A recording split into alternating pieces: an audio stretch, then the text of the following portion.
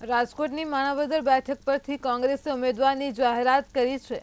સમાચાર સામે આવી રહ્યા છે રાજકોટથી। તો માણાવદરની બેઠક પર કોંગ્રેસના હરિ કણસાગરાને મેદાને ઉતાર્યા છે। કોંગ્રેસે માણાવદરથી હરિ કણસાગરાની જાહેરાત કરી છે। હરિભાઈનું નિવેદન સામે આવી રહ્યું છે કે અમે માણાવદરથી જંગી બહુમતીથી જીતીશું।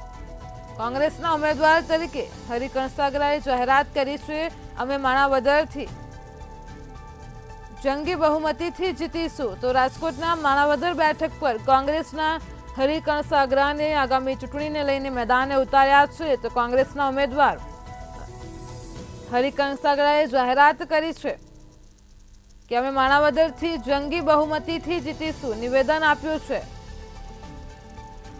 તો કોંગ્રેસના ઉમેદવાર તરીકે તેમણે જાહેરાત કરી છે કે અમે માણાવદરથી જંગી બહુમતીથી જીતીશું। રાજકોટથી સમાચાર આવ્યા છે। માણાવદરની બેઠક પર કોંગ્રેસે ઉમેદવાર જાહેર કર્યા છે। હરિ કણસાગરાને આ વખતે ચૂંટણીના મેદાનમાં ઉતાર્યા છે। તો કોંગ્રેસના ઉમેદવાર હરિ કણસાગરાએ જાહેરાત કરી છે કે અમે માણાવદરથી જંગી બહુમતીથી જીતીશું।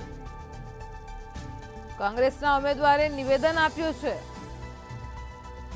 માણાવદરની બેઠક પર કોંગ્રેસે હરિ કણસાગરાને મેદાને ઉતાર્યા છે।